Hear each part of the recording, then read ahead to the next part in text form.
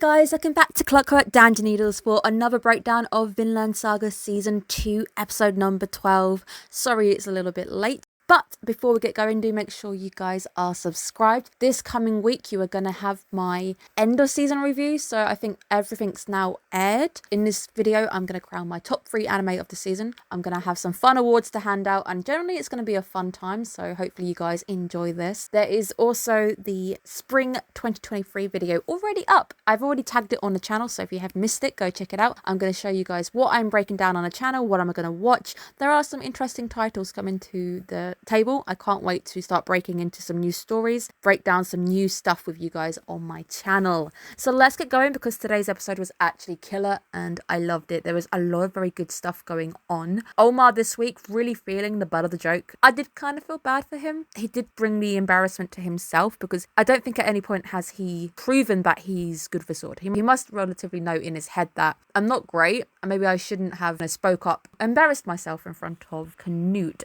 After this week, I can imagine he's really feeling bad because we see him on the end of the ship, head in his hands, because he realised that he's brought all of this on. Blames himself, even though, as much as I'm not the biggest Forgil fan, I am definitely impressed with Forgil this week. And Forgil definitely at times has some really good wise words, which I do appreciate. The ninja, the guy who kills the butterfly, it's a freaking ninja, man. Such great aim. He manages to kill a butterfly. The kind of stuff that I only really see in Hollywood movies where somebody would catch a fly with chopsticks. That's the kind of low-key detail that I'd imagine a movie would have. But it was fun just to show you the guy's aim was insane. And also it sets it up because you know that he's in the crowd and he's probably going to do something. When the guys come out and announce he's rejected him and start laughing at him, I was a bit confused because last week we saw that Canute was maybe going to use him as a pawn. I figured he was going to allow him to join the army or something. All of this setup is just to get him to react and kill some men and give Canute a reason to go, wait, I'm going to take your farm. He's still got his wish. He is going to be able to take the farm on this because you've killed a lot of my men. Perhaps wasn't the way that Canute wanted it. I think he only really wanted to have a few men die. Instead, Forgil jumping into the fight. Very impressed. Even Canute technically takes a hat off to him and says, you know, he must be a very impressive soldier. Very impressed with that moment as well. I did want to make some bacon jokes because bacon jokes are cracking, but I can't think of any jokes on the top of my head. So I'm actually not going to be adding to the pile of jokes that poor Omar had to endure. Ninja though, definitely working for Canute. I figured that out quite quickly. He's so subtle in the crowd and he's got a clear shot to get to the guy's eye. It sucks because you know that Canute has basically sacrificed those men, favouring a few lives over many because Canute's trying to create this big old utopia. Unexpected look on Omar's face when he believes he's won and he's killed a man. It's a very interesting mix of emotions. Doesn't really react like his brother. So you actually see 2 different types of reaction to killing this week. You've got that really nice smooth sequence where Forgil goes all out and he definitely reminds me of Forkel a little bit. Revels in it. He enjoys being on the battlefield. You can see he has some really sweet moves and I think Mappa this week was perhaps busting out some of the budget. Really smoothly animated segments of having that fight flow, which I really like. Omar's reaction, which is actually quite nice because he feels sick. He starts to blur. You can see his vision starts to blur because he's in shock and the adrenaline's probably flooding his system. Scared to actually, I did kill someone and now I'm terrified. What I want to say a more normal reaction. I think it's a more normal reaction to somebody killing somebody. I wouldn't be reveling in it. And that's hopefully what most of us here would do. We wouldn't revel in somebody dying. It is a very nice sequence. I like the moment. I don't think it's a great thing to say, but I love the moment where he chucks the sword up and then catches it again. It's very nicely animated. The lighting is quite nice because I think it's like bouncing off the blade. But again, it's one of those things where I'm like, I like this moment, but somebody's in pain. So I feel really bad about liking this moment. Forgil did tell us that he was part of the King's Men, but at no point has anybody actually recognised him. Because even when they are arresting Omar and his dad, you can see them say, I don't know who he is. He must be a family member. So nobody actually recognises Forgil, which is really weird because he said, I'm part of the King's Men. And whether that was just the guys taken over in England, maybe, and the guys in Denmark just don't recognise him. But it is just a bit weird that at no point has someone gone, oh, I recognise Forgil. Even when he was in front of Canute, he never made any mention to Forgil being there, which is a little bit weird, but I wouldn't really put it past Canute really knowing all the names of his men because he's very focused on his job right now. But it is all indeed a setup and everything We are told that duels are forbidden. We have also seen that Canute also seems to push his peaceful laws quite heavily. He would kill somebody for pillaging to set an example because he wants these more peaceful laws being pushed through. I did imagine that they were just going to have them arrested for actually dueling, because King Canute takes this very seriously. Duels are forbidden and you're here having a duel, regardless of the reason. That is pretty cool because I can see where Canute was hoping it would go, but it ends up turning into 2 units of men theoretically getting sliced up by Thorgil. It's all just to get the farm. That moment with him chucking the sword, it's slicing fingers off and also just catching it. Don't know if he would technically have cut fingers off. I don't want to think about it too hard because half of my brain's like, would he really be able to do that damage throwing a sword up in the air? I know they're sharp. Would he really be able to cut through bone is what I'm thinking. A nice gross thought. This is a morbid thought for me to be going to bed on. I'm going to bed in about an hour after editing.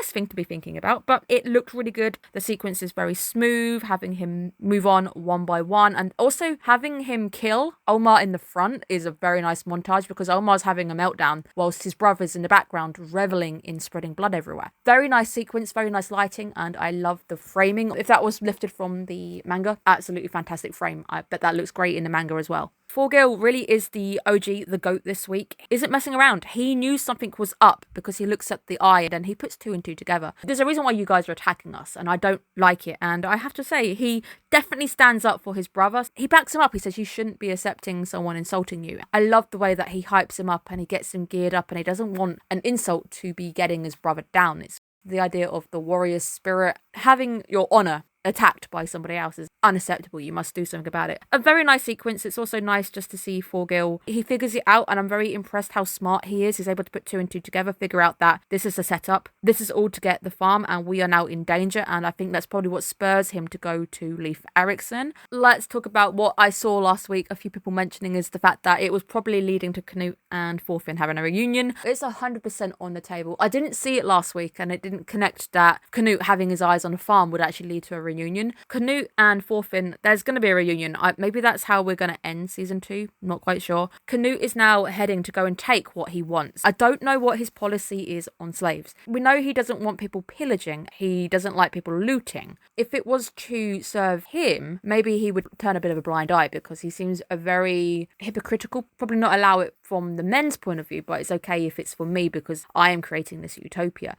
I like the symbolism of the lizard crawling away from Canute.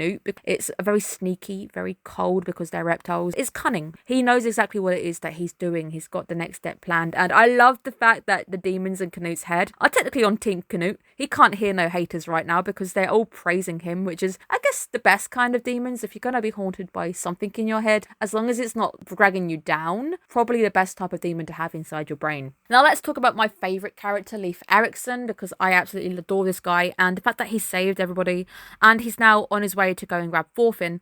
This makes me really, really happy. I don't know if Thorfinn's going to go with him. I'm still dubious if that is the case. I just don't see Thorfinn going, okay, let's go back to Iceland. I don't see it happening. For some reason, I just expect something bad to happen. I don't want Leif Erikson to die, guys, because I really like Leif Erikson. To me, he's a dad who could basically take in Thorfinn and look after him. I love how caring he is, and he has never given up on Thorfinn. I just don't want something bad to happen. I feel like something's going to happen. I feel like there's more plot coming our way. We haven't started Vinlanding yet, and how are we even going to decide to go ahead and go and find Finland? That could be because of Leif Erikson, though, because the only reason Thorfinn knows about Vinland is through Leif Erikson and his discoveries and his stories. I absolutely love the Thorfinn versus Canute frames because Thorfinn looks into the sunset and Canute does his little monologue about how I'm doing this all to create a utopia for love lost. I don't know who you've lost. Don't imagine you're fighting for a partner because you've never had a partner. I don't know if your mum's still alive because we've not been told about that. Your dad's dead and you're not bothered by it. Maybe your brother, maybe you feel guilty about killing your brother and that's the love that you've lost. But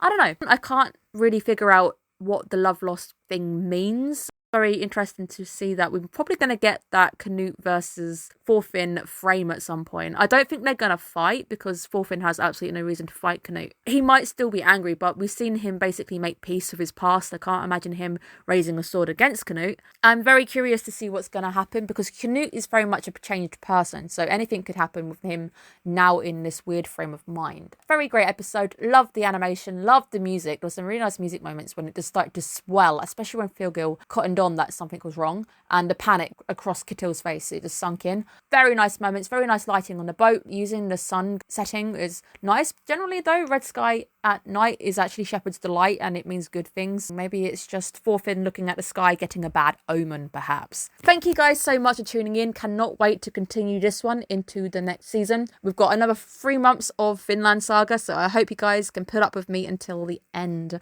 Thank you guys so much. Have a good day, guys. Bye bye.